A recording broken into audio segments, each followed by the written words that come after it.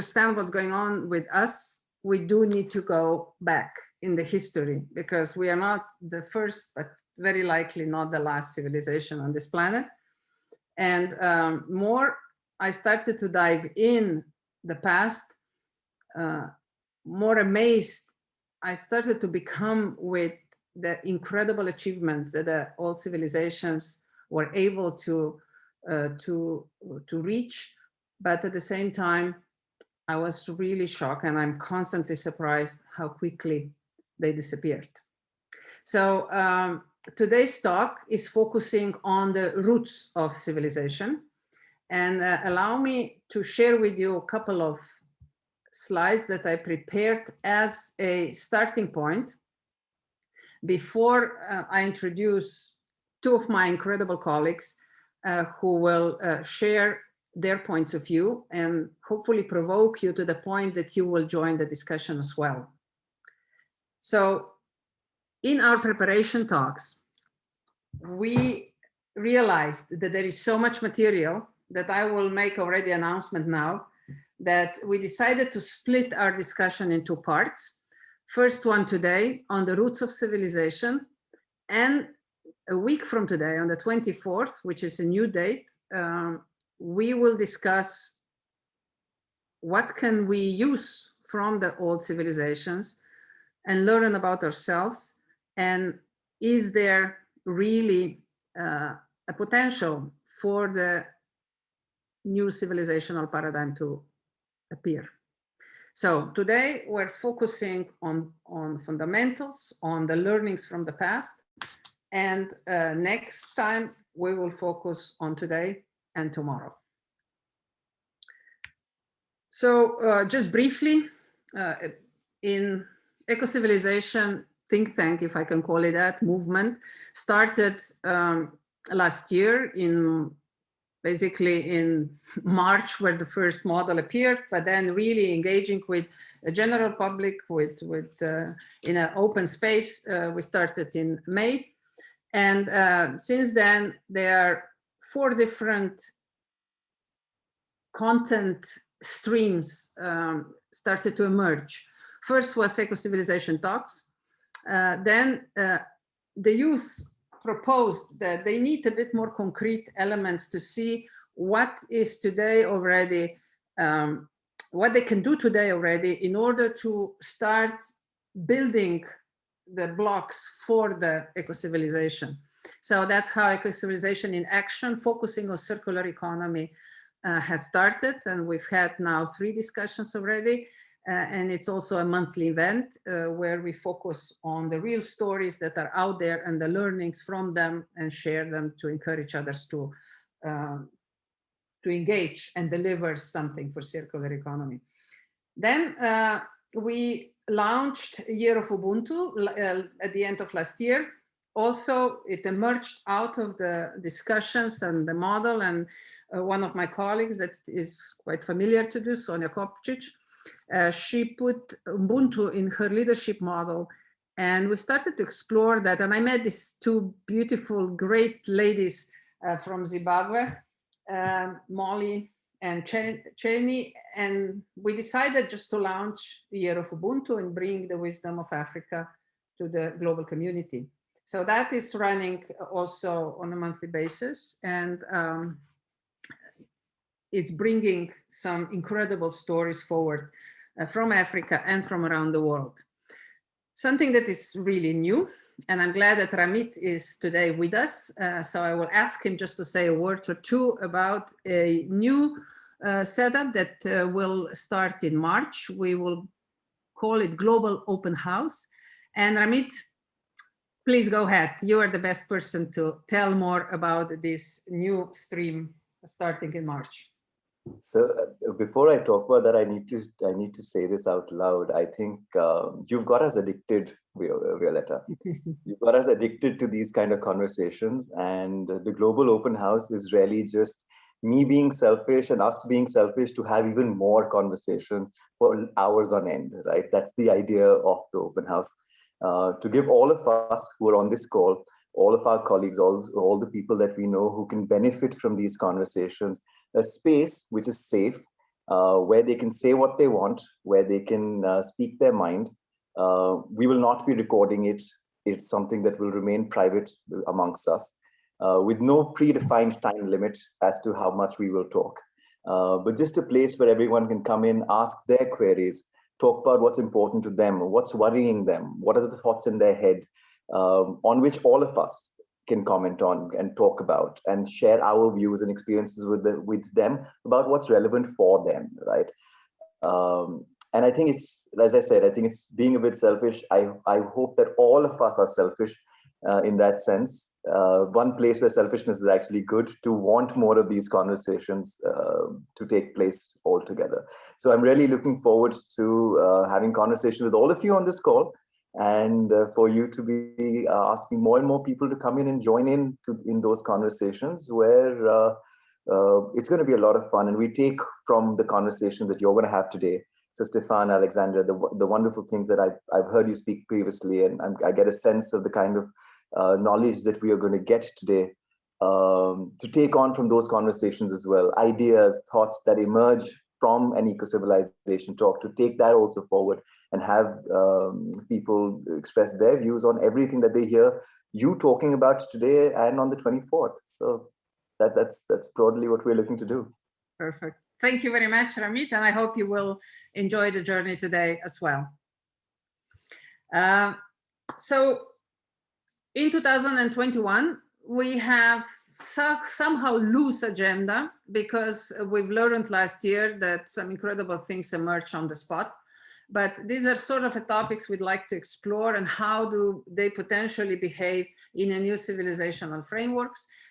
First, roots, then about architecture and design, evolution of politics, the rise of consciousness, art, culture, education, livable planet, and biodiversity, space as the next frontier, and hopefully we'll dive deeply in potential new laws of physics that are emerging, and they will help us to understand even better what's going on around us, and our dependencies that keep us together. So you can follow us on social media, Facebook, Twitter, LinkedIn, and of course on a webpage where we're going to publish today's session as well. So focus of today, Ecocivilisation Talks, the roots of civilization, is very clear. First, we would like to come up with some basic definitions of what a civilization is, the roots of the concept itself, what has contributed to their rise, glory, and eventually fall, and how can we sense their emergence. And I'd like to finish today's discussion with sensing potential leverage points that could help us to imagine what comes next. And this will be the starting point of our next discussion next week on the 24th of February. Just to get you started, I'd like to share with you, and of course I will then bring our guests today on this topic on board, is what the civilization is all about. What I found and kind of could relate to is that civilization is generally defined as an advanced state of human society compared to the previous ones, containing highly developed forms of government, science, culture, later on industry, and common social norms. But as soon as I read that, the other article kind of brought me down to earth, because there was a quote saying, great civilizations are not murdered, instead they take their own lives. And with that sentence being brought to me in the early stage of my exploration of this topic, I started to pay special attention to this. The next sentence just proves that which says civilizations are often responsible for their own decline. However, their self-destruction is usually assisted. So now let's dive a little bit more into this. It says that societies of the past and present are just complex systems composed of people and technologies. And the theory of normal accidents suggests that complex technological systems regularly give way to failure. And for me, that was like, whoa, okay, we're so proud of our technological development. We even call our civilization of that is based on technological developments. So of course, logical question you can hear and feel in the air, right? And there was also one sentence that kind of touched me, saying the collapse may be a normal phenomenon for civilizations, regardless of their size and stage. Basically meaning we are all civilizations that start, they will fail at one point, which is kind of interesting thought, which I will provoke and of course explore with my guests today. I'm focusing now a little bit more on a fall for obvious reasons, because somehow I sense that we as today's civilization might be challenged by that. And I checked what was this kind of ending of different civilizations. I've taken a closer look of 11 different civilizations so far. And you can see that some of them go into the permanent destruction. Good example for that are Easter Island, an incredible civilization that just sort of was completely destroyed. The second goes into some sort of recovery and transformation, but of course it changes its face, but you can sense some sort of continuation. Definitely one of them is this big Han empire in the territory of today's China, Byzantine in the territory of today's Turkey largely. But there are also some that just leave little survival cocoons that were once part of these huge empires. And definitely one of those is Rome, that survived the huge Roman Empire, and it still exists and still carries on the history. But as you know, that this huge empire really almost disappeared completely, except from Rome and some of the technological advanced solutions that some carried further. But some of them just stayed almost forgotten, somewhere in the jungles or somewhere in the deserts. And all we have from them are just ruins. Typical examples are Mayans, Incas, Sumerians, and some similar civilizations.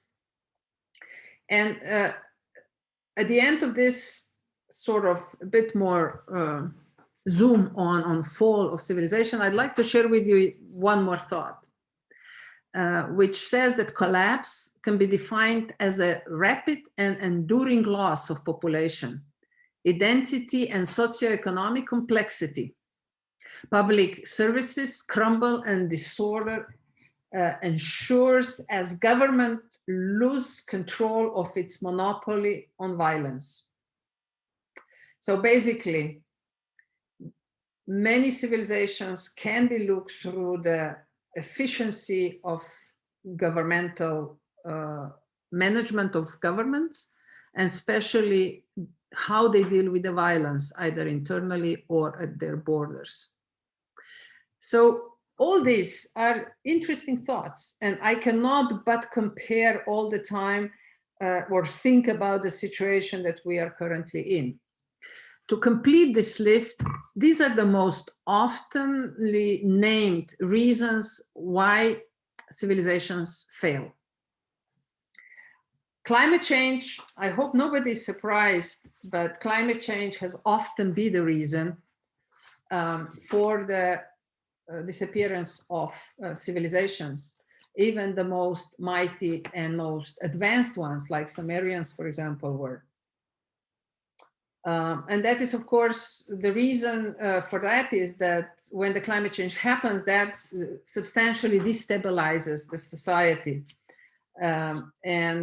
Usually it ends, the result is a failure in crops, basically starvation that follows. And we've seen many civilizations around the globe that were part of that. Environmental degradation, which is usually the consequence of climate change or natural disasters. Pandemias, very often. They are often the reason why internally a huge empire started to lose the control, started to lose stability, and then they become, they start this dive towards the end. Inequality and genocide, which is very closely related to oligarchies, internal fights, and brutality of leaders. Many times this, in a longer period, basically hits back. And unfortunately, we've seen many of them in the past. The interesting one is that you will find often is the complexity.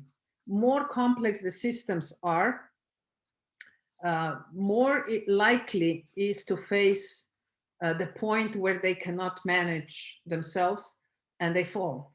And civilizations became too complex, too big to manage, too many people, too large of the territory, and technology has not followed with the capacity to manage that. And of course, this complexity brought them down. And once it started to crumble apart, nobody could stop it. Also, external shocks and new civilizations arising in invaders who then started to attack the society at its borders. Often they were also happened that the tribes at the borders were by far less developed than the civilization itself. And they were just waiting for the weak moment, which was usually related to pandemia or to really bad crop season. And they felt that the empire is weak. They came in, they started to attack, and usually they burned everything down to the ground.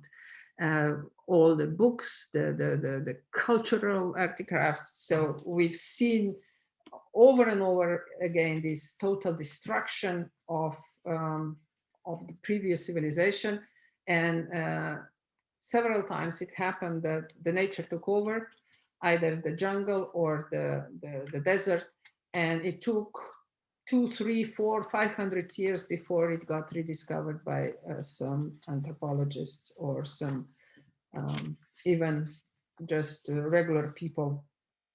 And then they called anthropologists in. Technology, interesting enough, new transport means, new materials, and of course, everything related to army, to new weapons, that kind of played an important role, like the transition from the age of bronze to iron. There was a huge shift of civilizations that happened at that time.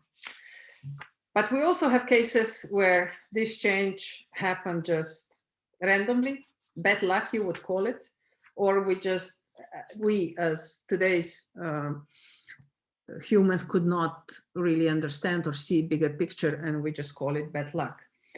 So quite a dynamic list of reasons. And I hope that Alexander and Stefan got enough food for thoughts that they can develop their own thoughts around this introduction and around these basic elements that I was able to pull together. Today we are having this conversation with two exceptional people, both system scientists, both very active and making a difference in their own circles and beyond on a global scale. Alexander Laszlo, who's a professor and director of research at the Laszlo Institute of New Paradigm Research, and chief scientist and director at EARTHwise Center, But the list is really long, Alexander. So I would invite people to Google you or to go into the Wikipedia and check you out, because I'd rather listen to your wisdom and to your points of view. And of course to Stefan as well, whose core, how should I say, occupation is managing director of a Bertalanffy Center of the Study of System Science in Vienna, but also engaged in many other activities in Austria, in Europe, and globally. And we all three met together in 2012 as part of the International System Science Society event, which we will talk a little bit about later on, because it has some significant meaning to our conversation.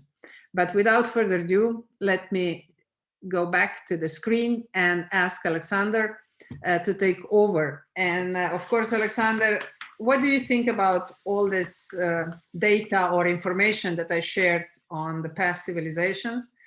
And how do you relate to that as a system scientist, as a researcher, as a professor, and somebody who's seen the world and experienced many current civilizations?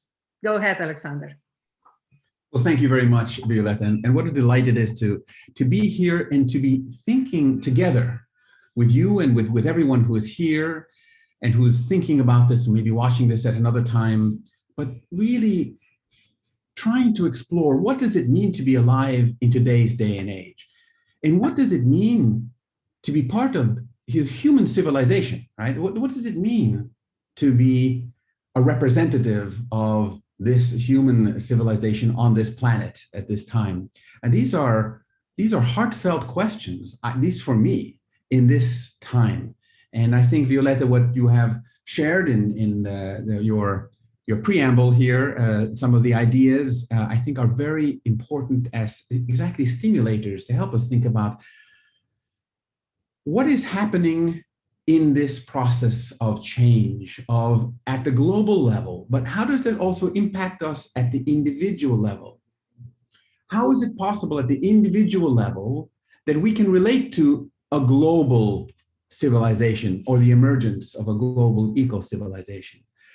So there's this dance between thinking about how are we part of some much larger story, much larger narrative that is in a way many times shaping our own ways of being, right? The civilization is the context for our being in the world.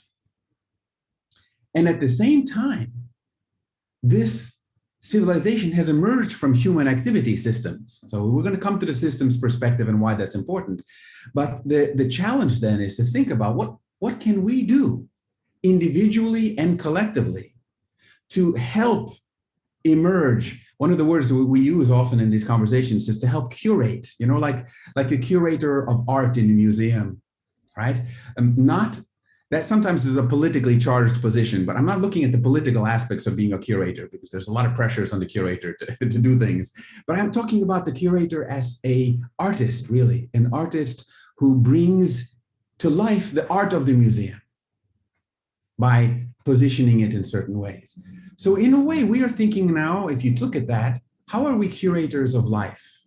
How are we curating the emergence of a global eco-civilization? So for me, that's the biggest question here. And some of the things that you brought to light, Violetta, and by the way, I need to actually ask you here quickly, how much time, because otherwise I can go on for a long time. I want to know how much time would you want me to share a little bit about?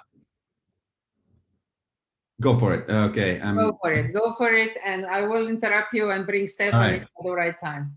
Okay, good. All right, then, fine. So a few things then to reflect on. First of all, my own personal point of view on the challenge of these times.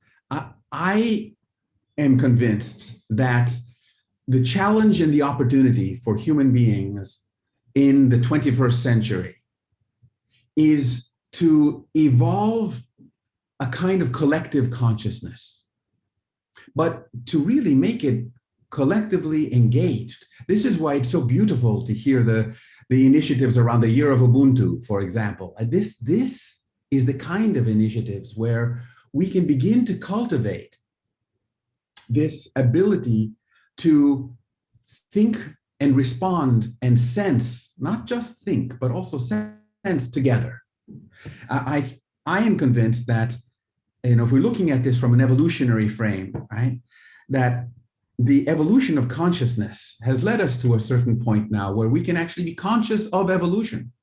This is something which is perhaps maybe a couple of 100 years old maximum, but actually much less if you think about it in practice, where we start to understand change as it is happening. This is something that comes very much from a systems perspective, because in the past, we were only able to understand what happened after it happened in terms of what's happening in society and in nature and the dynamics of systemic change. Now we're starting to understand what's happening as it is happening. And in fact, we're starting to see patterns that allow us to say, if this kind of change continues, then these might be possible future states, likely future states of our society or of the ecosystem or of our planet as a whole. So okay, Alexander, may I ask you here, because I think here is a very important point that you brought. May I ask you a question? Okay, we have a capacity to see what is happening now. Do we have a capacity to take decisions based on what we see now? Right. Well, again, this is exactly where I was hoping to go with this, Violetta. So thank you. And that is this, that I don't think we can continue to try to do that by ourselves. In other words, individually, as individual human beings. The way forward, I see, is to harness the power of collective intelligence. And this collective intelligence does not occur just in the head. It's a kind of a collective intelligence that occurs in the heart as well. It's a whole systems intelligence, right? I don't mean just the thinking intelligence, but being able to sense what's happening together is, I believe, our way forward, Violetta, because none of us is as smart as all of us, right? That's for sure. How do we harness that? I think that's the key challenge. There are some terms from complex adaptive systems studies, and I'm going to share with you some technical terms, but I share with you because they help us understand the challenge of this time. One of the terms is called VUCA. VUCA is a scientific term to describe the type of situation or process that we can face in complex systems. VUCA stands for volatile, uncertain, complex, and ambiguous. Now, each of these terms, it sounds like synonyms, but they're not. If something is volatile, it can rapidly explode and you don't know how. If it's uncertain, it means you don't know what the pathway is going to be if something happens or as things are changing. Complex has to do with the degree of connections, the number of connections that something has, and the sensitivity among those connections. And ambiguous means the signals you receive as to whether you should act in a certain way or not also are not clear. So we're living in an increasingly VUCA world. And to be able to try to resolve these challenges of rapid change, rapid and unpredictable and often paradoxical change by ourselves, whether we are the head of government or whether we're business leaders or whether we're a person at home. And my sense is that our real chance resides in our ability to sense and think together about these things. Why? Because all of us as human beings have blind spots. Blind spots, prejudices, biases, even if we say, oh, I'm the most unbiased person in the world. Well, you know what? Everybody has certain types of perspective. We don't even know blind spots. We don't even recognize that we have them often. That's why they're blind spots. But when we think together with others, we can help see things that we could not see by ourselves. Together, we can see more opportunities and also more dangers to avoid when we look at it from different perspectives and different angles. And this, I think, is the power of collective intelligence. I have more to say about this, Violetta. But super, but I was just about to ask you if we can stop right there. Good. And I will invite Stefan to come on board. And hello, Stefan. And first, of course, reflection on what Alexander just said, this VUCA effect, which seems very simple, but it has a huge complexity in its terms. So what do you think about all that?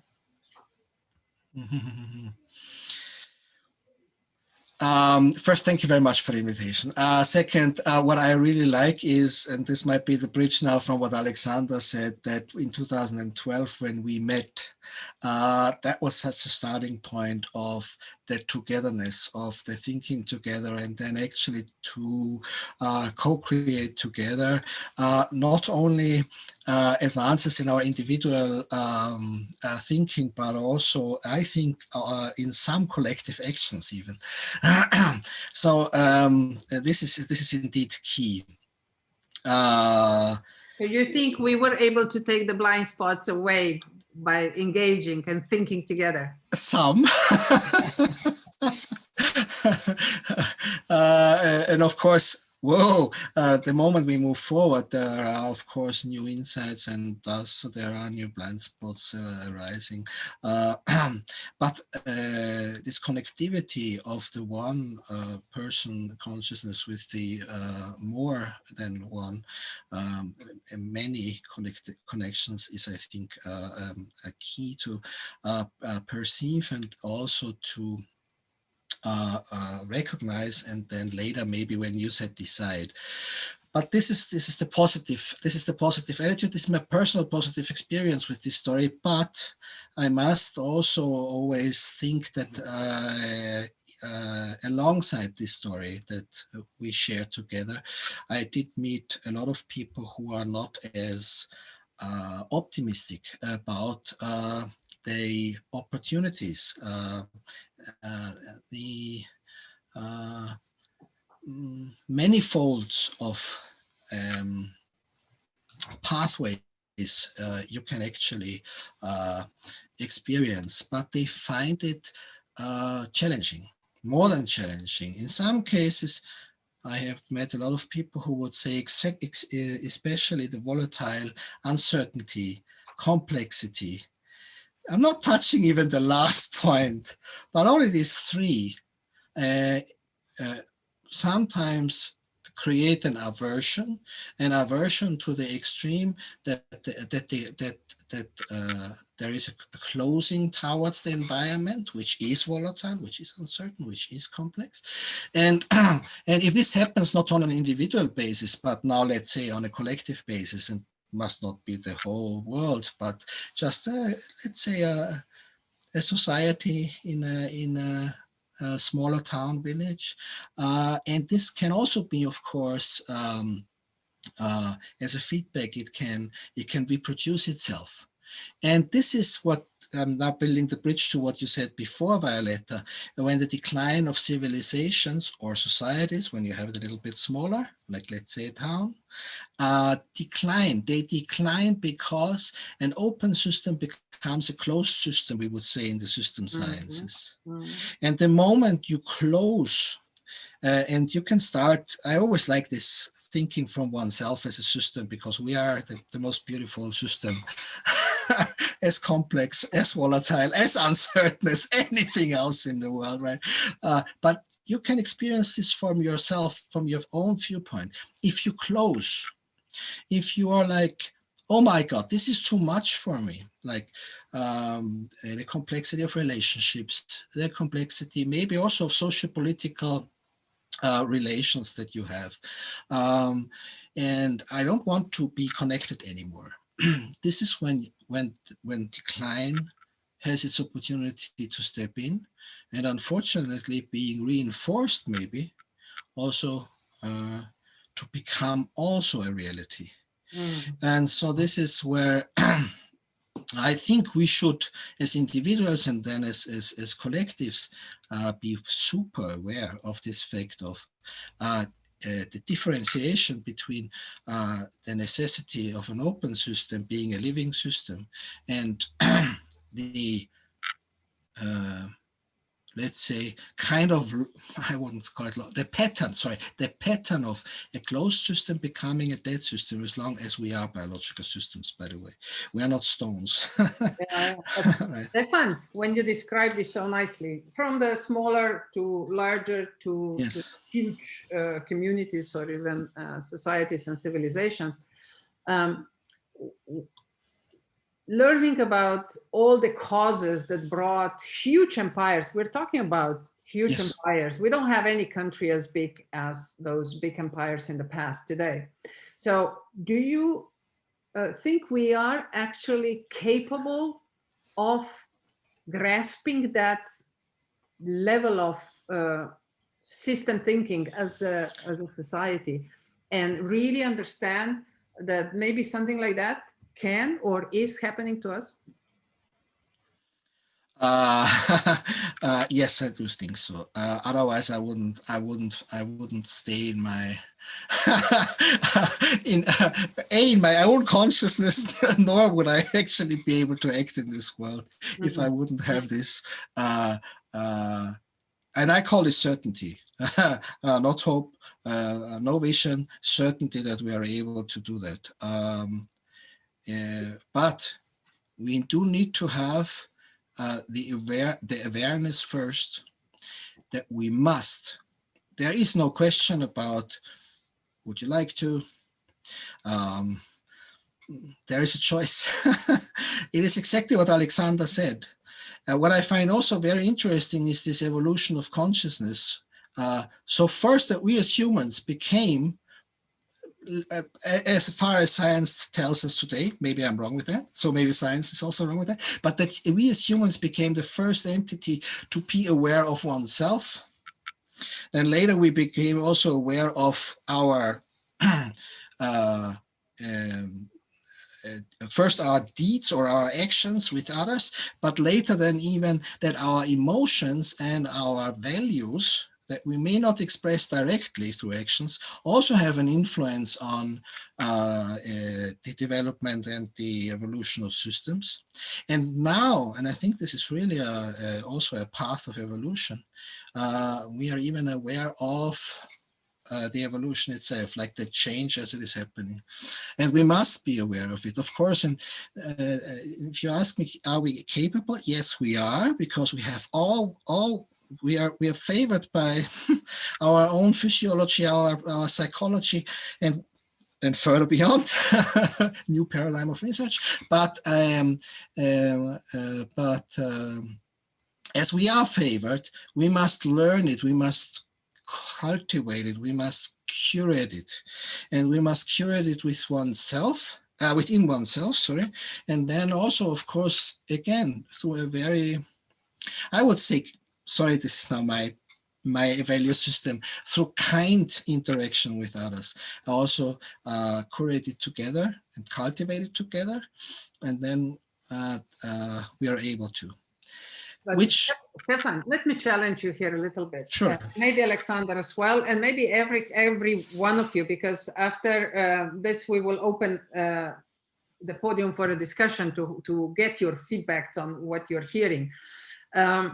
Let me read something about the Roman Empire, because somebody just raised the question there. And let me read this because I found it fascinating. The Roman Empire, for example, was the victim of many ills, including overexpansion, climate change, environmental degradation, and poor leadership. Okay? I mean, can you make just a little yes on everything we have today? But it was also brought to its peace when Rome was sacked by the Visigoths in 410 and the Vandals in 455. Collapse is often quick, and greatness provides no immunity. The Roman Empire covered 4.4 million square kilometers, 1.9 million square miles in 390 after Christ. 5 years later, it had plummeted to 2 million square kilometers. And by 476, the empire's reach was 0. And leave aside the Byzantine part, which lasted till 454, I think, or 45. But that had its own story then. It was no longer a Roman Empire as we know it. Do you think that they knew?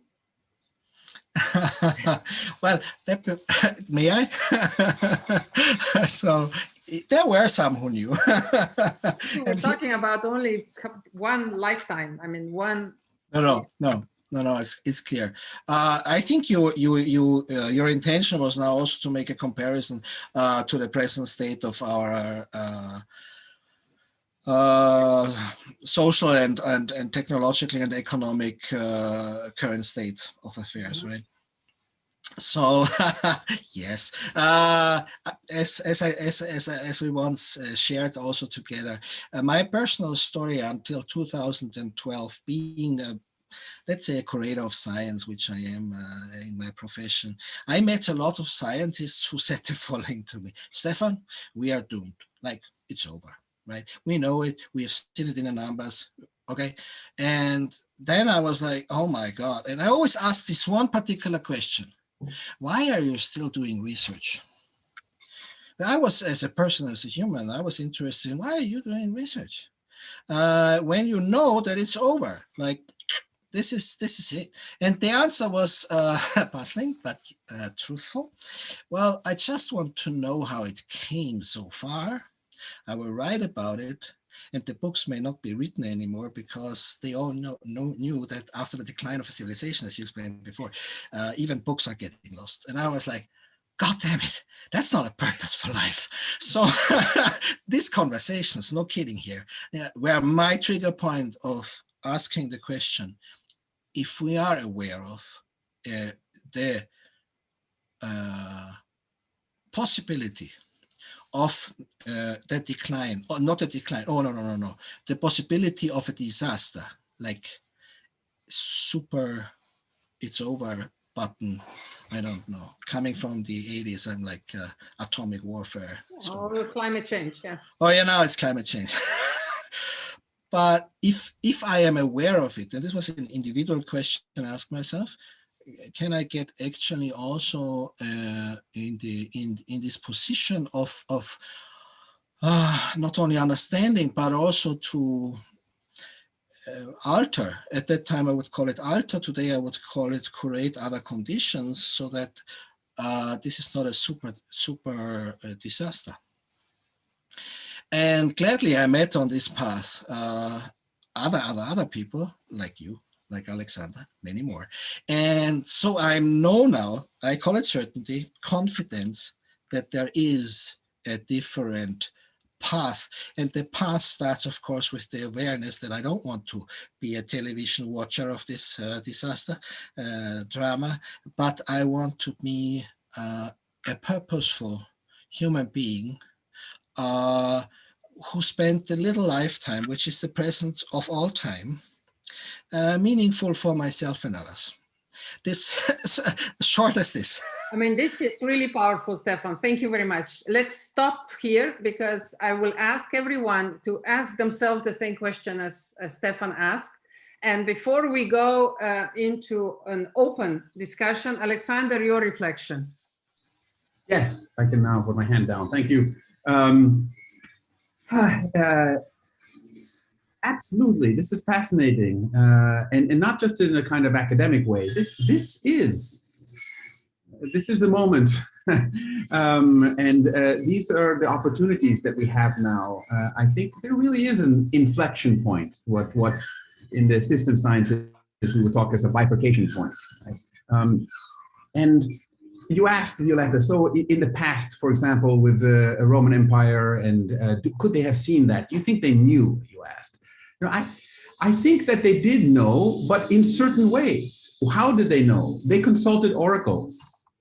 They consulted also soothsayers. They had certain ways of understanding the future, but we have now at our disposal very much different ways of being able to understand the patterns of change in complex adaptive systems like our entire planet or our human civilization.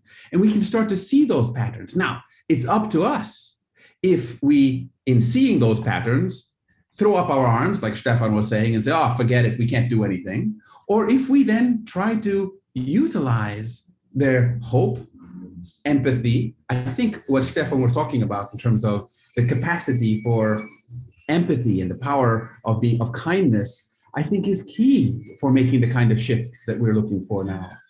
But fundamentally, and just to be able to move this into the collective discussion here and not take up too much more time, I wanted to distinguish between three different approaches to the future.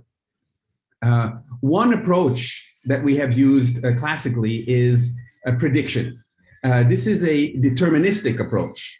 And in deterministic systems, the outcome is something which you may not know for sure now, but you can say that it's going to be one way or another. And prediction means to foresay, to say something ahead of time. So there's certainty involved. Prediction is different than the second way, which moves out of a deterministic framework into a probabilistic framework. Probabilistic approaches are based on things like forecasting. So people tend not to predict the weather. Say, tomorrow it's going to rain. Yeah, well, people say, well, there are probabilities, right? There's a 50-50% chance of it raining, which means we don't know. But so probabilities are based on forecasting, and those are based on models where we don't simply extrapolate from the past and put it into the future, but we look at scenarios and possible outcomes, and we say, what are the probabilities of those different outcomes? But there's a third path, and the third path comes in now, I think, more actively as a path of hope as well, and that is what's called a possibilistic approach. So not deterministic, not probabilistic, but possibilistic. Possibilistic approaches involve the understanding of the possible scenarios, the probable scenarios, the ones from the probabilistic framework.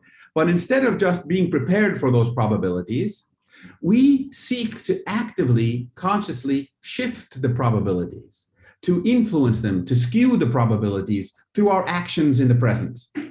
So how can we affect the probabilities now without trying to determine them? Again, we're not going back to a deterministic model and saying, okay, we're going to say what's going to happen. But we're going to say, how can we shift and increase the likelihood that we come to a sustainable, thrivable eco-civilization with greater social justice and so on. So this, what are the kind of ingredients that we need to bring to bear to this? This is where we have a possibilistic engagement, shifts the probabilities and increases the likelihood of us having a new type of civilization that doesn't involve the catastrophic collapse of the type that Violetta, you have talked about before. Finally,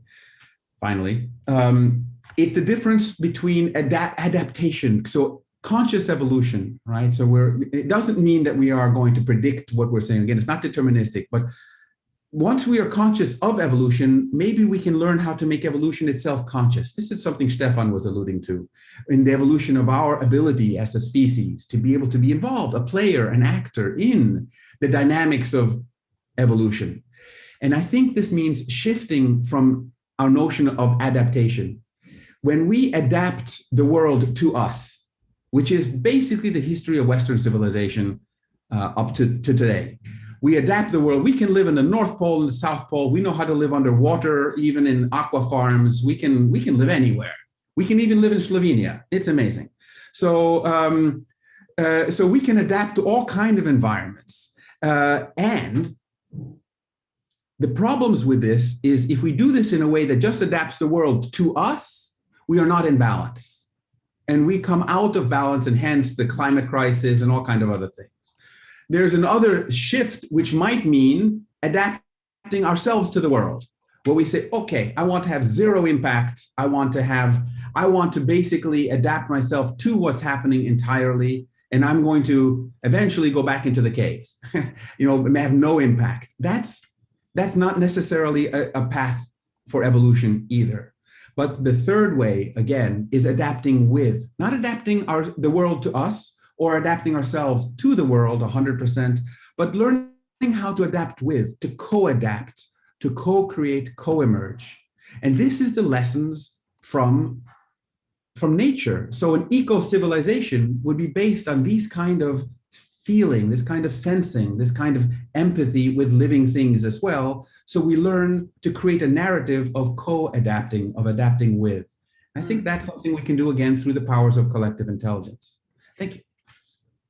No, great. Alexander, you really showed the way, and it goes along with many articles that have been emerging in the last couple of years, pointing this out from a different angles, not as clearly as you put it on a table right now for us, but showing that two things that I kind of put as a fundamental principles in my understanding of the world now as well. One, that those things that are most likely, they never happen. Even though they are very obvious, but the nature always has something in the pocket. Which means that it changes, it shifts the path. So it goes more towards this co-creation that you were talking about. And the second one is, which was just proven actually by a group of scientists here, and this was a big global news by physics, that they proved how the nature has capacity to simplify things. So when things are becoming too complex, the nature has embedded behavior that it simplifies. Which is really an amazing message. Yeah. So we could collectively now put forward our common sort of dedication to this co-creation together with the nature, with the laws of nature, the future that we want to live. Is that a fair message we can send out? And at this point, I would like to invite you. And we're not going to go into any breakup rooms. We are a nice group of people, and I'm inviting whoever wants to come on board and share the thoughts about what you've heard, and especially how do you feel about the old civilizations, and how do you feel now in today's world? Can we bridge? Can we learn and move on as an evolutionary tribe? Or do you think we will fail again and somebody will discover us in a couple of 100 years time somewhere in the sand? Go ahead. Who wants to come first?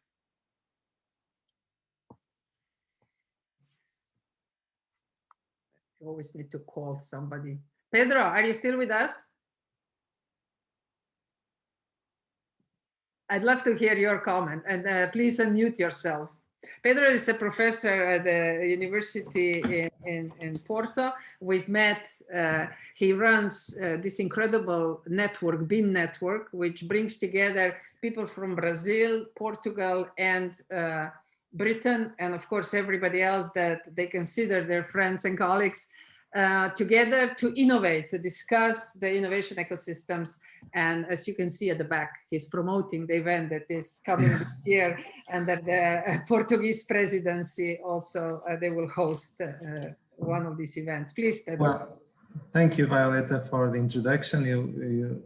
You promoted our network, so it's quite quite good that you did that. So just a few comments and a very interesting discussion. I was listening to you and thinking about one aspect that was not mentioned, at least I didn't hear, that you mentioned that the technology was always a driver for development of the societies, and also for the decrease of the importance that they have in the world.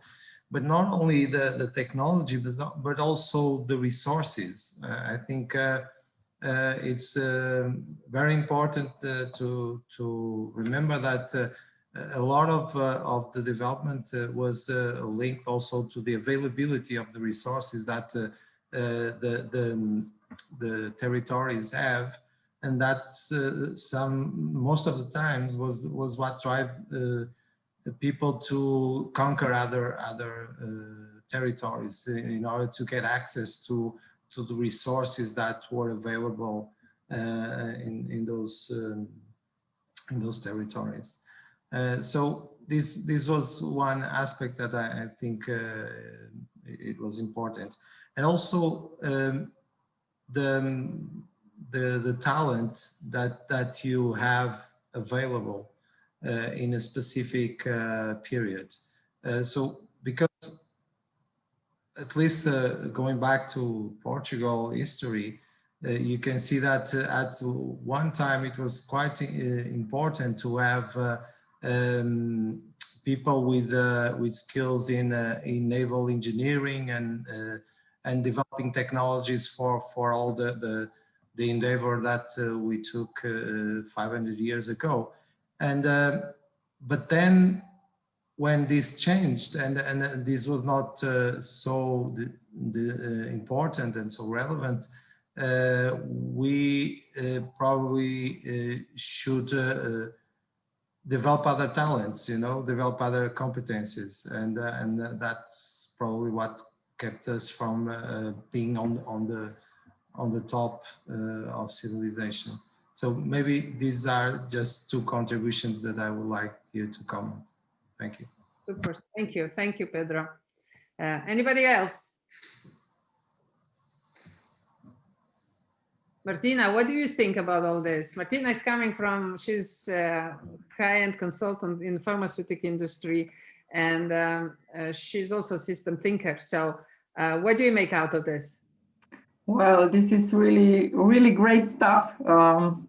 And a lot of thoughts are going through my mind. For one hand, my first response is, well, we need a critical mass of consciousness people and so on. But on another hand, I remember the words from one psychiatrist from Serbia. She said that the world is not changed by groups of people, but by individuals. And I think this is a very strong thought. It is important, if you look just at today's meeting, how many of us are here. Violeta is not alone. There are a lot of people who are listening to her and to others.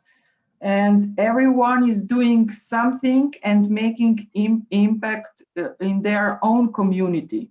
So I think this is really important. And another thing is that I wrote at the beginning that when we think about this self-destructiveness of civilizations, my immediate association is about suicides and suicidals. So who is making suicides? Well, there are a lot of reasons, but one of them is really depression. When people don't see another way, they lose hope. And we have to talk more about other ways in many systems. So one is civilization on a big scale, but maybe some people just want to hear something on the lower levels, and this is also okay.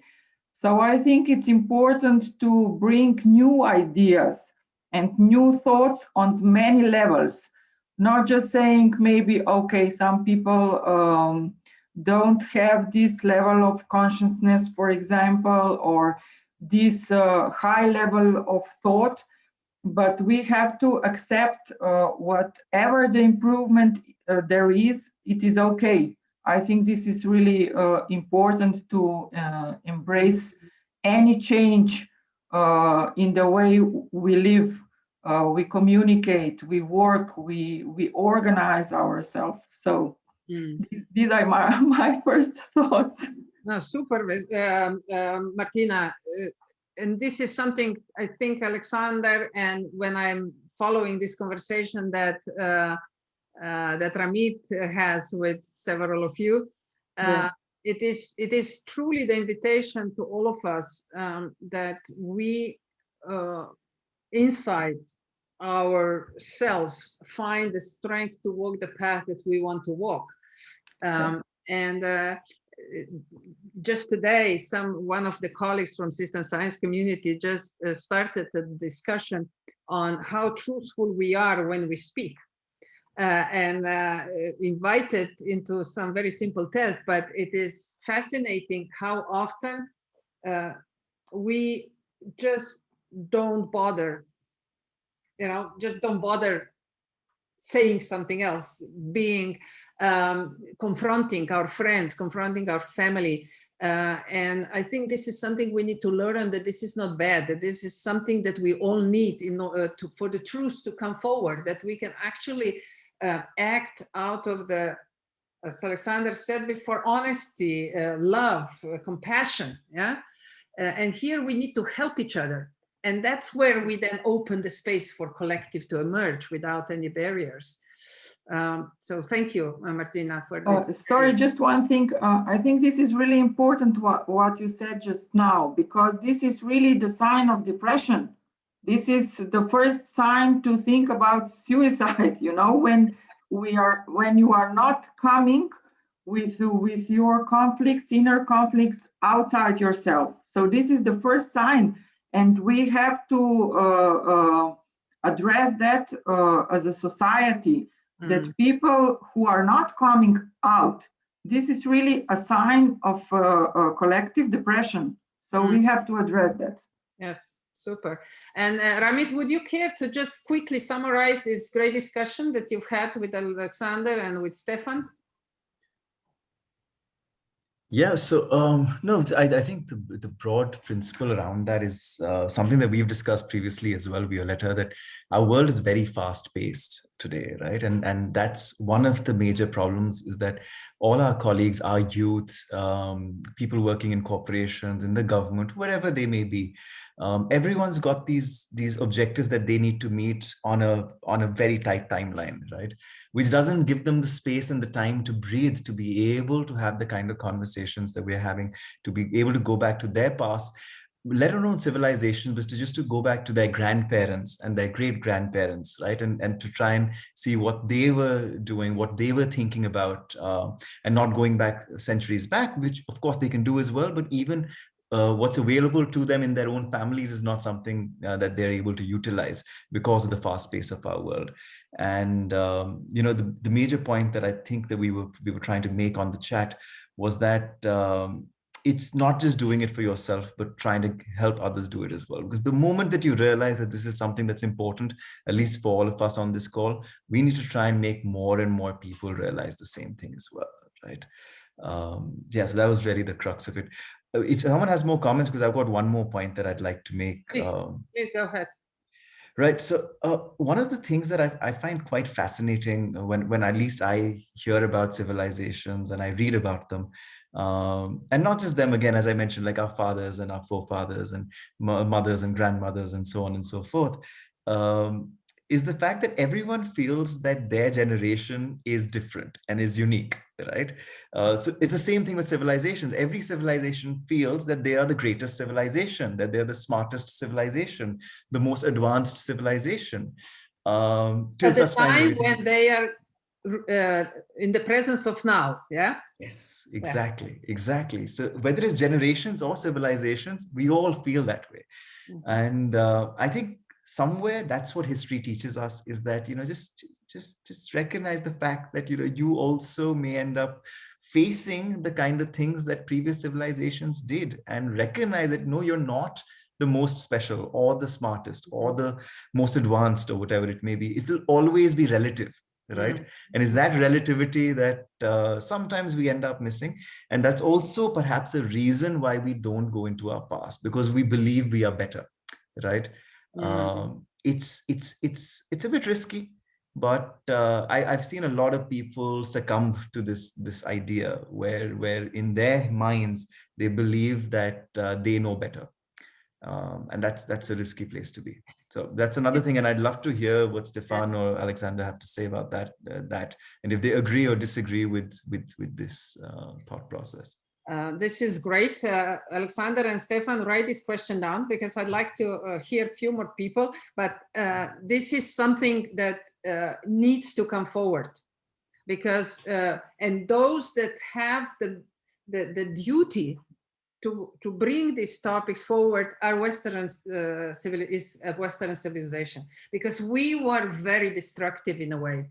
We tried to claim that we brought prosperity around the world, but we brought a lot of disasters as well. So if we can do self-reflection and invite others into the dialogue, as Ramit explained, wow, I get, really goosebumps all over my body when I say that, but that could be such a catalysator to really spill over with a new awareness to the new civilization. So, but let me go back to a few more who are still with us. 𝘂𝗲𝗍, would you like to say something? You are new in this group, and I would love to hear your reflection if you're ready to share. Oh, hi. Thank you, Violeta. I was thinking that it's actually the matter of our culture of the heart, and empathy. And I just read I think a few days ago, how wonderful would it be, or all the problems would be gone if we would just have one government that would rule the whole world. Okay, I mean, I'm not sure if that would be the solution. I'm not sure, but actually that we are like one, we can't bring our garbage from the West. You mentioned that the West carries a special responsibility for what's going on on the world, and now, like, for example, Europe, we want to become green. We are like trying to transform like into the green Europe, and we want to lead again, we want to lead. So that means that we want probably to conquer the resources that we need for that. The first, yes, like for, I don't know, solar panels and so on, and lithium and so on, so we are still actually living in the world of competition, and we are all losing. We are okay. It seems that we are winning, that someone is winning, but as the planet as a whole, we are trying to, I don't know, perhaps some people have an idea that they will move to Mars so they can just use this planet, but I'm not sure about that. Just one virus showed us how small we are, and perhaps next virus can just destroy the whole civilization. Indeed. So I think it's like we've seen that in the past.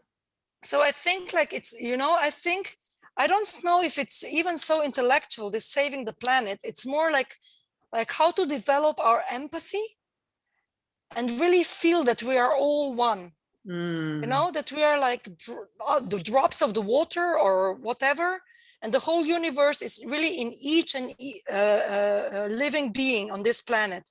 And it starts with like empathy towards ourselves, empathy to the other humans, but also to animals and plants.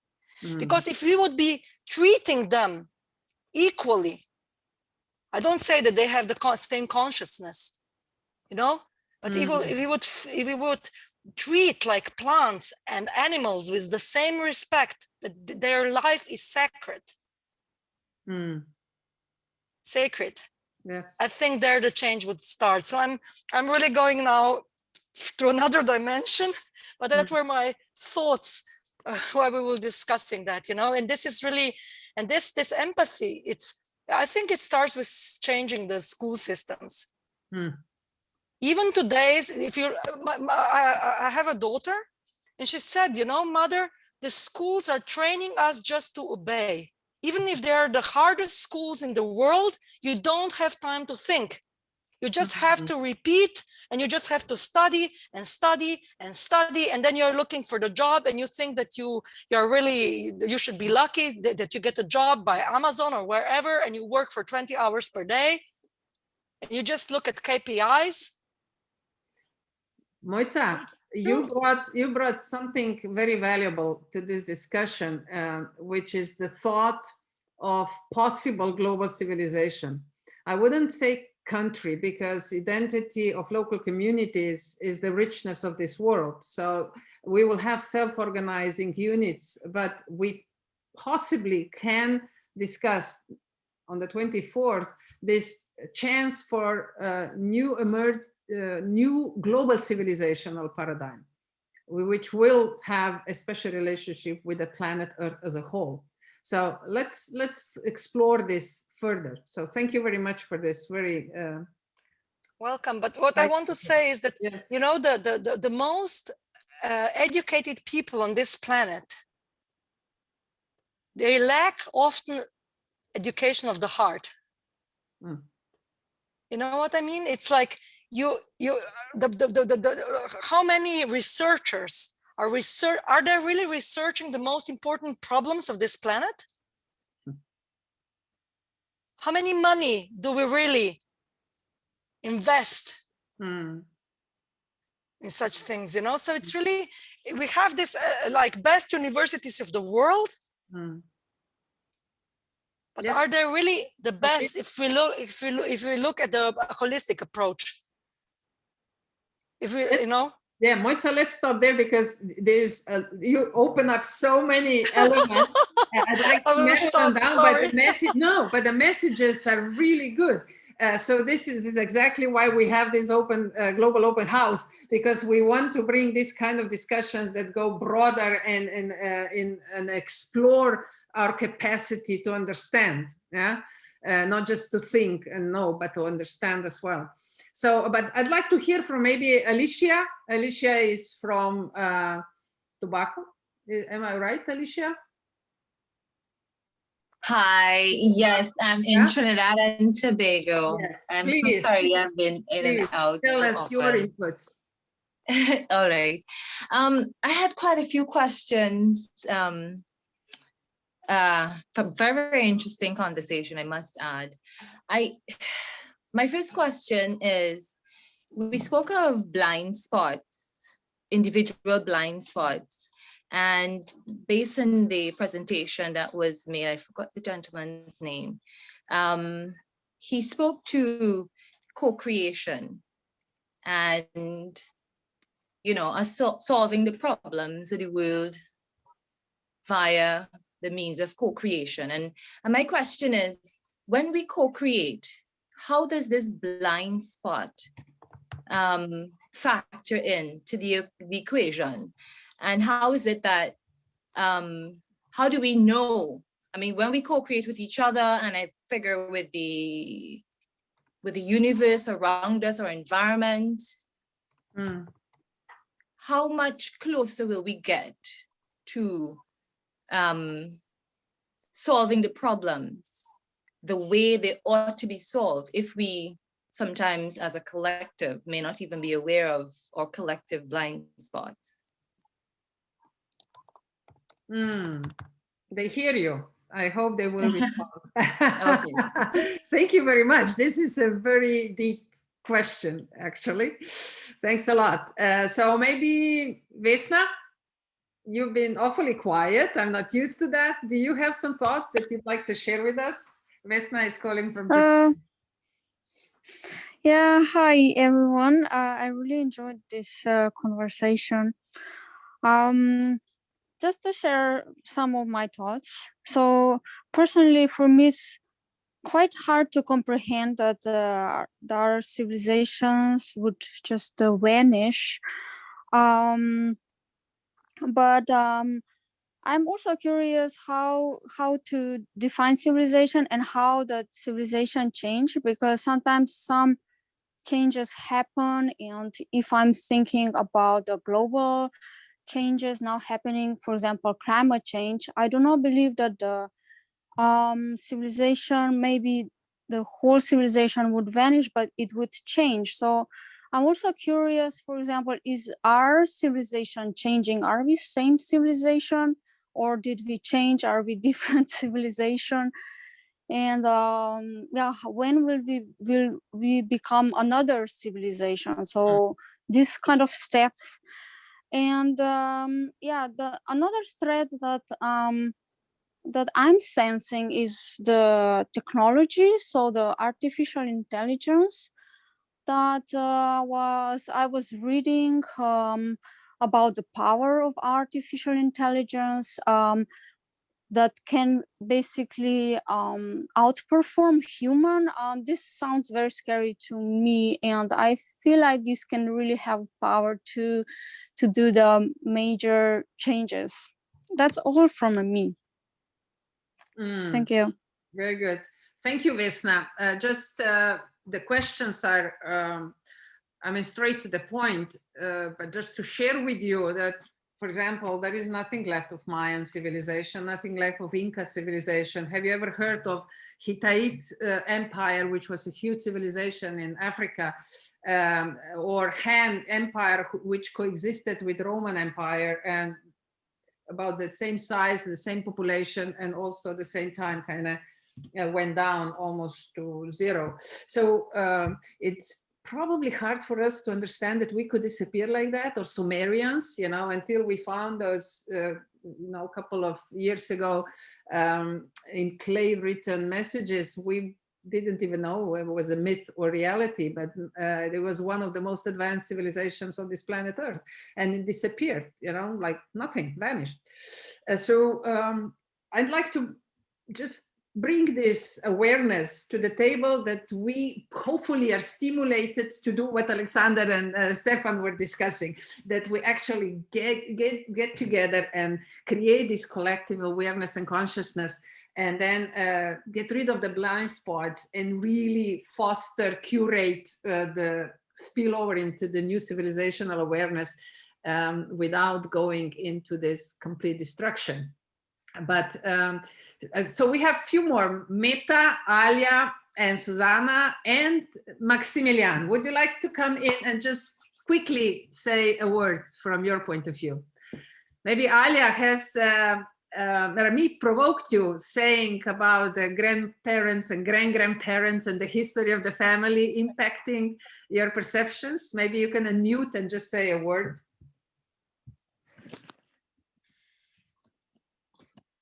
Hi, everyone. Hi.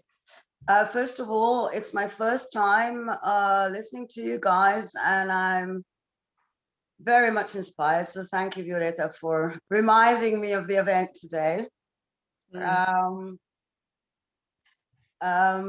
Definitely, again, going back to the talk that I had today,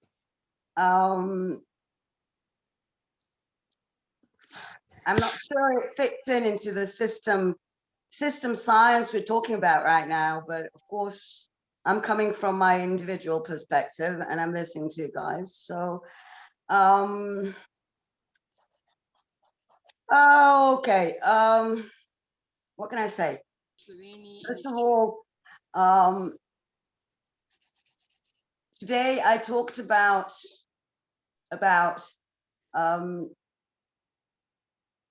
firstly, I'm half Palestinian, half Slovenian, okay? And I'm going through a phase right now where I'm trying to get a deeper connection to generations past and to what's went on through the years. I'm not sure actually, Violeta, what you wanted me, which perspective did you want, were you touching on when you talked about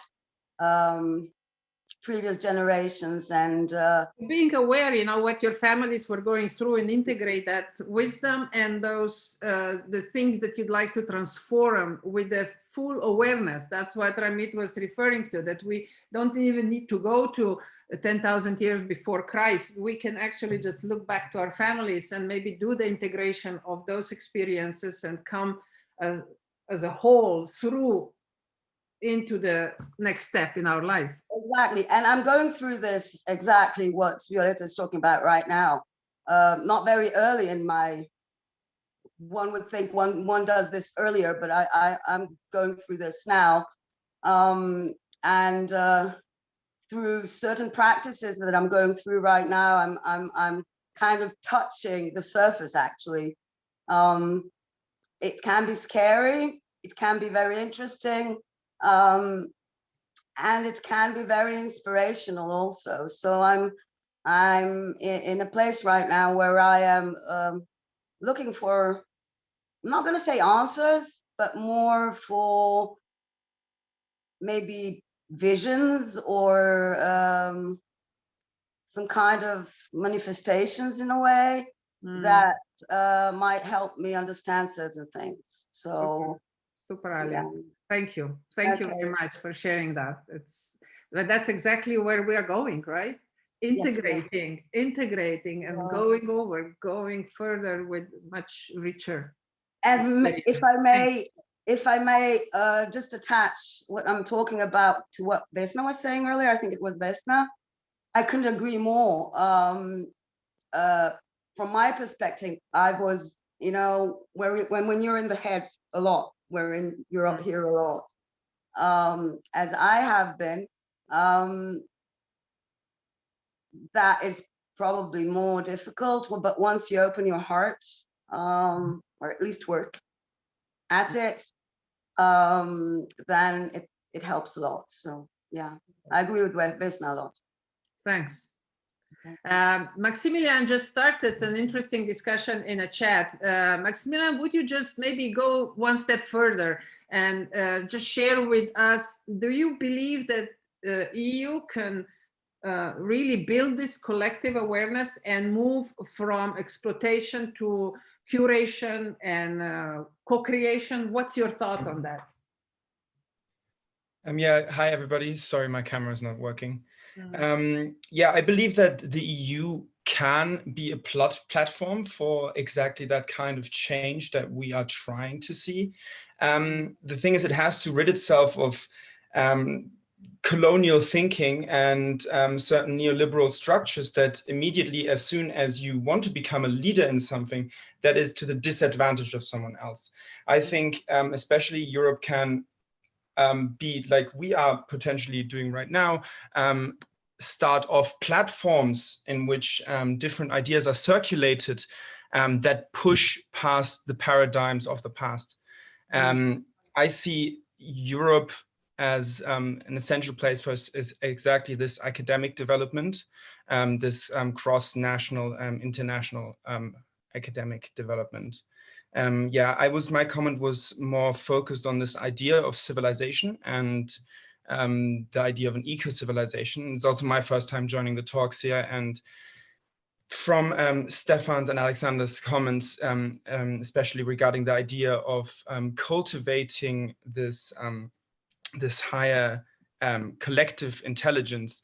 Yeah, it's interesting for me, someone who thinks a lot about colonialism and post-colonialism, to then use the term civilization, as to me it is quite tainted in this idea of, okay, one civilization being higher developed than another one, and with a comparison to other civilizations. And therefore it has been in this discourse often used in order to justify the superiority of one group over another. So eco-civilization, what do we imagine as an eco-civilization? Would it be an Earth civilization?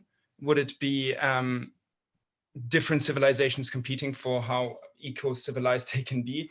It's an interesting concept, and I must admit I don't have an alternative term to eco-civilization as of right now. I just think it is interesting to engage with the questions of, okay, what has civilization meant in the past, and how do we want to use it? Maybe do we want to take it, use it, and put it into a completely new context, and thus change the discourse around the word civilization. Perfect, thank you. That's exactly what we're going to explore on the 24th. We're going to go deep into possible global eco-civilizational paradigm and see, and of course, we are just at the beginning. I mean, we will bring as many people on board as possible, as many opinions as possible, to see if we can also address the blind spots and come through with some profound collective understandings. So great. I hope you will stick with us and around, and that we can co-create together. Yes, thank you. Susanna? Hi. Hey, Susanna. Please, I really wonder what you're going to say, because you are so deeply into this creating the collective awareness, participatory models and everything. So what do you take out of this discussion? Yeah, thank you very much for this opportunity to be with you. I'm also the first time here in this gang. So what I'm thinking about is, you know, why the other other civilization were doomed, and where is our possibility to avoid this is that we are globally connected. I don't believe that all other civilization were not globally connected as we are today. So this is, I believe, one of our opportunities, how we can actually connect all the very wise people all around the world, because this is a potential, huge potential. But let me see, I believe 𝘂𝗲𝗀𝗃's daughter said, you know, you don't have the time to think, you know. It's the problem that those wise people, those really able people don't have time to think about what to do, because they need to work, you know, in some projects, and they need to race, you know, in this, be in this race. And I believe this is one of our really the major problem in our society right now, is this racing competition. And we are all there, you know. You have to earn money to educate yourself. You have to do this, you have to do this, and you actually don't have time, you know, to sit down for 2 hours and talk about future, you know. And this is opportunity and this is threat, I believe. And the word which is really here in my head right now is where to start, you know, is to learn to respect, my goodness, to respect everybody. And we can actually learn a lot about that from our ancestors, from our families,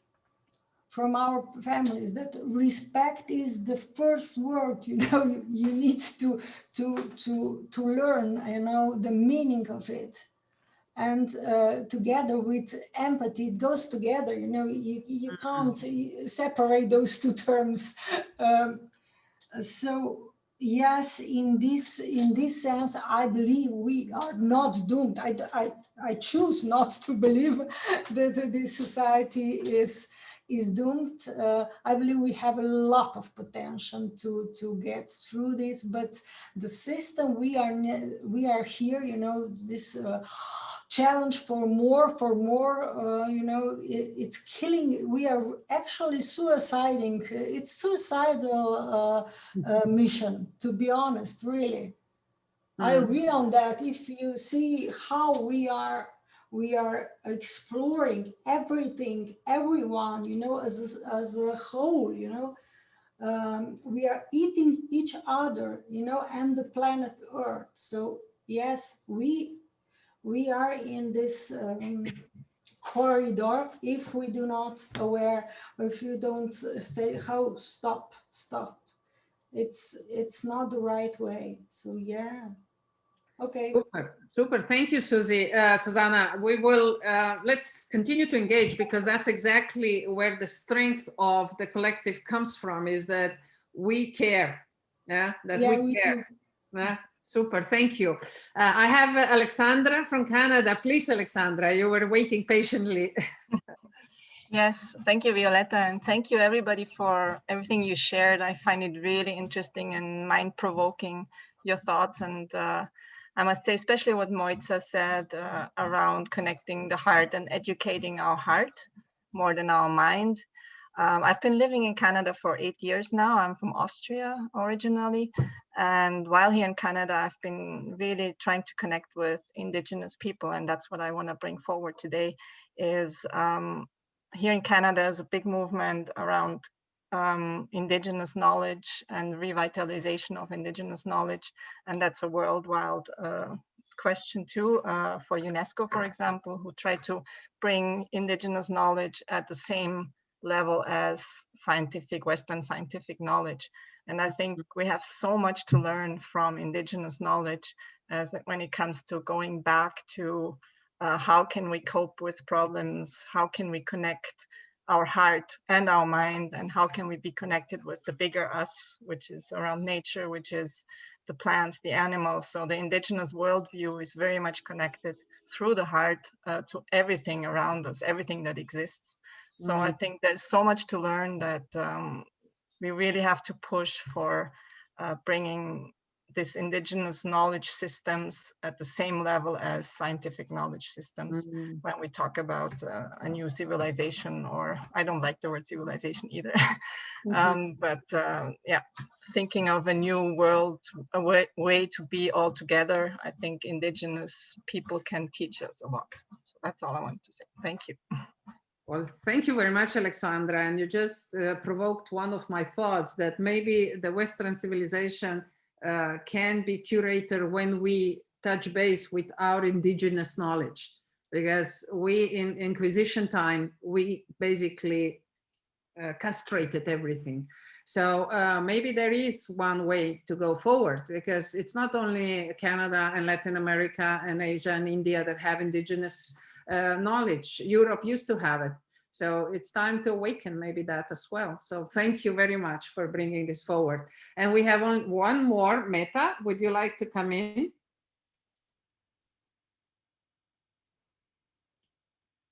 Hi, everyone. Just a second. Hi. Hey, Meta. It's really interesting to hear all of your thoughts and to hear Alexander and Stefan. I have written down a lot of my own thoughts and try to follow everything you are saying, opening amazing questions I don't have the answers to, and I even didn't kind of ask them myself. I'm most of all actually interested in the complexity reason for the fall of civilizations. It's an interesting topic, I think, because I ask myself the question, if we keep things simple, it's a simple question, but it's still a question, would that be a good reason for us to not experience a fall of civilization? That is one question and one topic I'm really interested in. And the other one, I think it was Stefan that kind of pointed out the connection, the relationship between civilization and consciousness. Because I think that a lot of time we kind of mix consciousness with our thoughts. And I think that there's an interesting topic to be discussed, because I think that we have to look at consciousness in a different way than we look at our thoughts. Our thoughts can be destructive, our thoughts can be misleading. Our thoughts, I think it was Susanna pointed out, our thoughts can hijack our attention, our time. And I think that consciousness is a completely different thing that our thoughts can be. So, and I think that they are mixed a lot of the time. So these are my, if I can shorten my questions, my thinking, my thoughts about our conversation here today. But I have a lot more to go through, and I can't wait for the second one, because I think there's so much more to discuss here. Super, Meta. Thanks you very much. And if you want to be prompt, we need to give now the word back to Alexander and Stefan. We have 15 more minutes, and I would love to hear your reflections. We kept you waiting. You were patiently listening to all of us. So please, Stefan, would you like to go first? Thank you all for sharing. I love to listen more than I love to talk. So this is a wonderful opportunity for me to listen. But now I need to talk for 5 minutes and just reflect. Yeah, I know. Okay. There were so many thought processes triggering my thought processes. First, I was deeply moved, and you saw that maybe in the expression of my face when Ramit said the current generation thinks they are so special than the generations before. And then you made this fast bridge to the civilizations to the same. Yes. And this is maybe, and it leads first to many other reflections we shared now, that we have a lot of paradoxons, like, yes, the generation now is in a way special, but no, it isn't. Yes, complexity, by the way, and this is what I would like, we will explore it in the next talk. Complexity is a reason to fall, but complexity is the reason to prevail. Like complexity is an answer to the outer environment of whatever entity, like our body even, and then societies and so on and so on. But so it is a reason to fail, and it is the reason to prevail. Blind spots. Yes, through collectives, through shared, not only knowledge, more than knowledge, as we have explored right now, through our shared consciousness, we can, let's say, bring light to the blind spots or even see them. But yes, through that, we create new ones as soon as we as a collective think, oh, we have a consensus now on how things are really at the now, how things will be in the future, and how things have been in the past. So I think there is this one challenge, and this is the one wrap up. We need to see these paradoxons. We need to be grateful for them and work with them. It is at these points where there is the opportunity of the new thought, the new value, the new relation, and the new interaction. When we kind of are in this situation of yes and no at the same time. Creative tension can appear. Thank you very much for having me with you. I hope we will share a lot in the very present and near future. Thank you very much. Thank you, Stefan and Alexander. Now it's your turn. What did you get out of this, and what would you propose as a sort of wrap-up thought? And you expect me to put this into a couple of minutes? Absolutely. You're a magician. Okay, so so rich. I agree entirely with Meta that this is just, there's just so much going on, and I'm very grateful that we are having this conversation. You see, I think fundamentally we are the answer. As they say, we are the ones that we have been waiting for. You know, it's not going to happen out there. Somebody else is going to solve the problem. They're going to be civilized or whatever. That's not it. We are the ones we've been waiting for. Stefan and I have often used this expression that we are the systems we wish to see in the world. How do we be the systems we wish to see in the world? Well, this is what we're doing now. We're prototyping that. We're listening respectfully, as Susanna was saying. We're listening with empathy, and we're listening with more than just our minds, but with our hearts as well. And then, of course, this will lead to a conversation for action. It's not yet a conversation for action. This is right now one to try to figure out what's going on. How are we a part of this? What's this story, the narrative? So a couple of reflections specifically. Several people, Maximilian in particular, were talking about the civilization as a term, and I don't want to get too much into this, but my personal take is that the term civilization has been used in so many ways that, yes, there are negative ways of using it or not so helpful ways as more dominator, more hegemonic ways of imposition. But we can talk about the Neolithic civilization, yes? And we're not thinking about them as being better or worse than. That was just a characteristic of human beings at that time. That was the Neolithic civilization. I like to think of civilization as a term as the character of the collective human presence on Earth. What is the characteristics of the collective human presence on Earth? That we're going to call, this is human civilization. This is the level of which we are engaged. This is how we are. Whether we're more Neolithic or less, that's something to be debated. But it's simply that.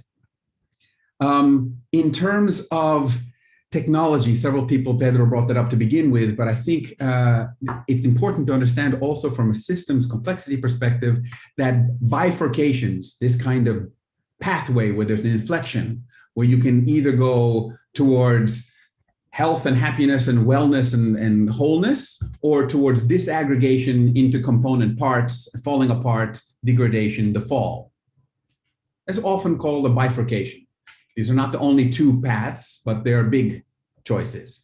In these bifurcations in civilizations, as we're talking about here, there are usually two kind of prompts, two kind of perturbations, systemic perturbations. They either come from within the system, because the system is sick, it's unhealthy.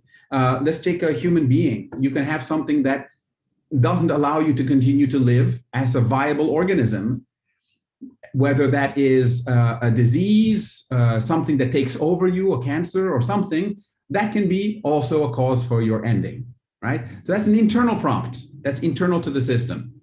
Then there are external prompts, ones that come from the environment. So also as a human being, we can cease our existence because there's no oxygen, because somebody came and attacked us, because all kinds of things that can happen to us from external prompts. These two kind of prompts together shape a lot of the opportunity space for complex adaptive systems. The internal prompts, and those are ones that we as a collective civilization, as a collective species, we can begin to start to think about. How can we be more loving, more respectful, more empathic?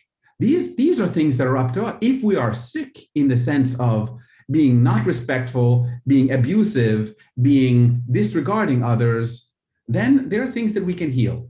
So that's one. Externally, whether it's about collapse and climate change in that sense, there are also things we can do. There are less that we are able to determine and impose, but we can do. So these are things that I think we can learn about. And I want to get to that. Yes, okay, just 1 or 2 more minutes and we're done. No, go.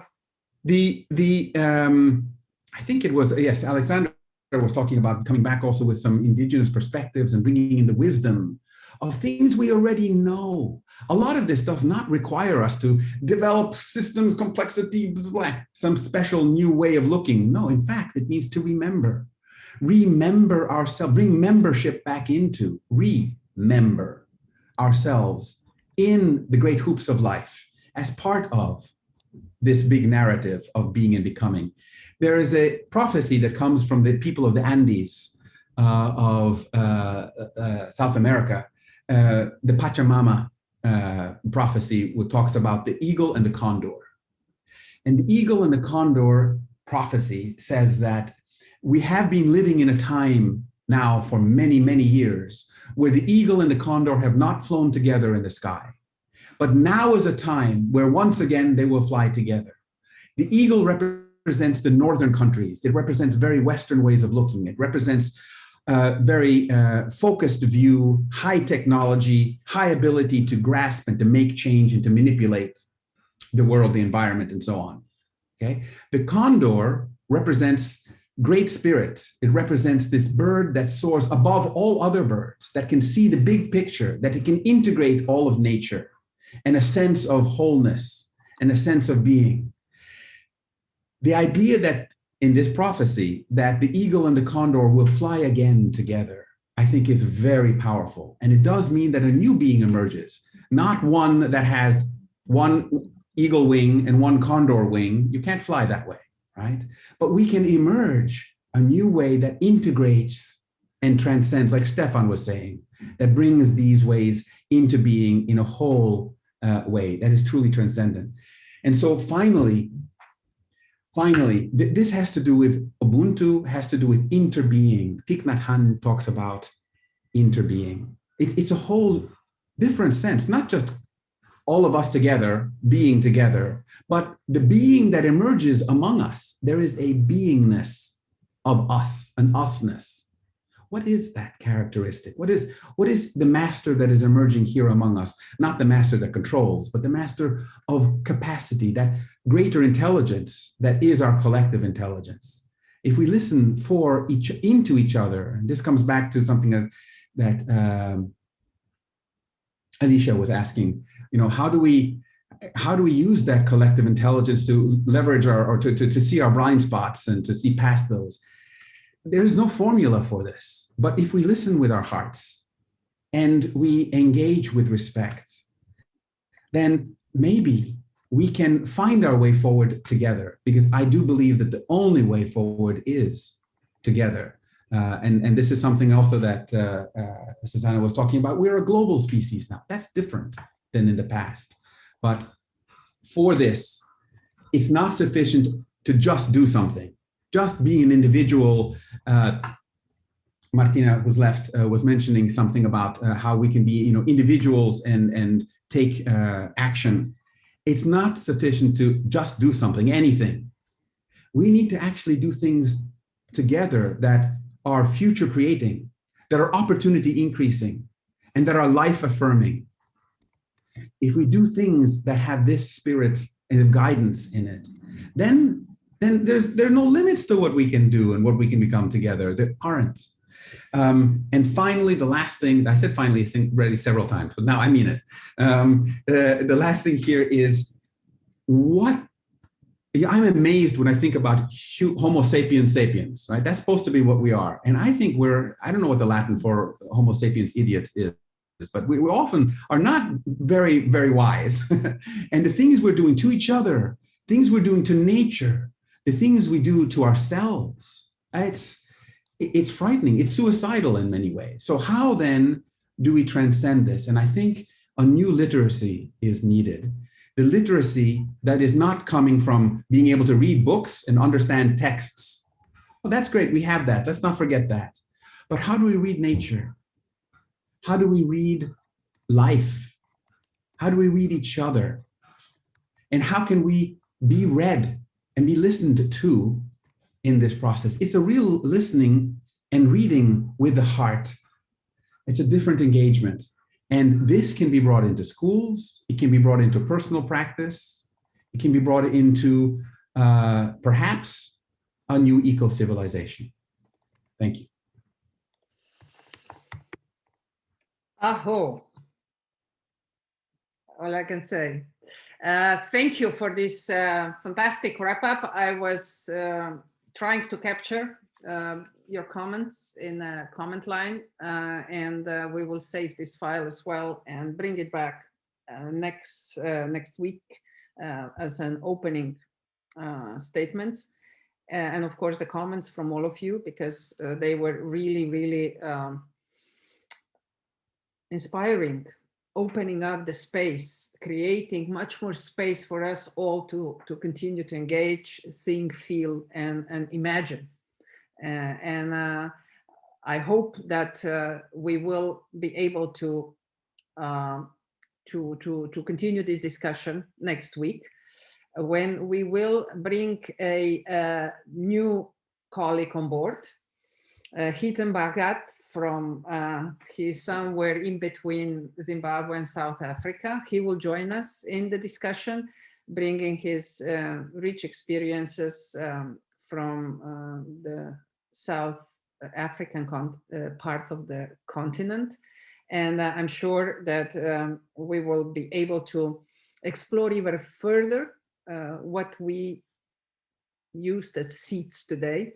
And we will be able already to cultivate some of the seeds that we planted today already next week So I'm very humble in front of all of you. I feel very humble. And I'm very grateful for the fact that you join us today, and all of you who are with us through the Facebook streaming. We are welcoming your comments as well. And if you get a chance, come and join us live and share your thoughts with us. So I'm not going to do any big wrap-ups, but we do have some sort of a vision of eco-civilization framework for tomorrow. But of course, this is a subject to be challenged and to be explored further and hopefully changed, enriched. And this journey just started. I set myself a goal for the next 30 years. So in 30 years, I hope we will develop the strong collective awareness, and we'll make a change in collective consciousness, and hopefully some good results will follow, and we will be able to prove that civilization can also reinvent itself and not always destruct each other. So with that thought, thank you very much to all of you again for joining us today. And if you have a chance, please come and join us next Wednesday at 3 o'clock. All the best. Thank you very much. Yeah.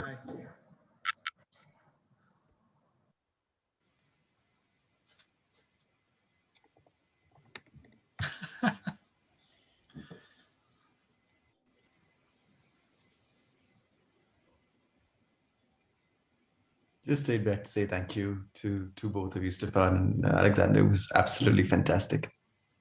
Take care of yourselves.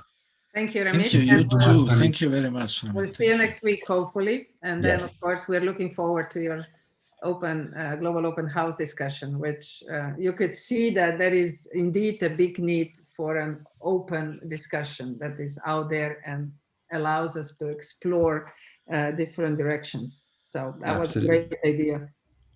Good. All right. Okay, Thank you, everyone. Ramesh. Bye-bye. Bye-bye. Bye, Alia.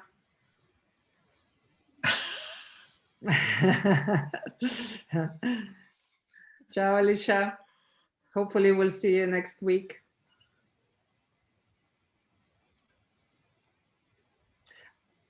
Okay. 𝘂𝗹𝗶𝗶, will you pass then the management to me? Thank you very much for being with us, and everything went well. So we will talk about about the promotion for the event of next week. But enjoy your day. It's gonna be a lot of exciting things coming up for you. So have fun. Yeah, see you next week. Okay. And you are already a host, so I think everything should be just fine. Super. And we are just wait. Oh, right. No, can you just make me host for a little bit longer, because I have to stop the Facebook Live. What do I do? So just click on the 3 dots. And where? On your picture. Yeah. And then you see change host or something like that. No. If you click on the 3 dots.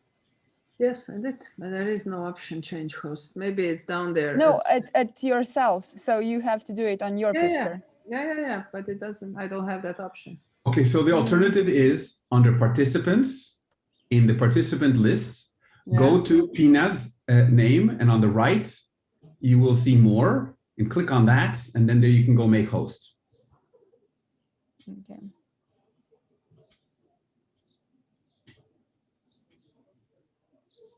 In participants, right? I don't have any menu on participants, so maybe I'm not a host yet. At the bottom of your screen. Yeah. Okay. At the bottom of your screen, it says participants. It should say 5 participants. I see them. Click on that, and then you get a list. Then you click on Pina's name. All of this is being recorded and streamed to Facebook. Yes. Hi, everybody. Thank you. Thank you. Okay.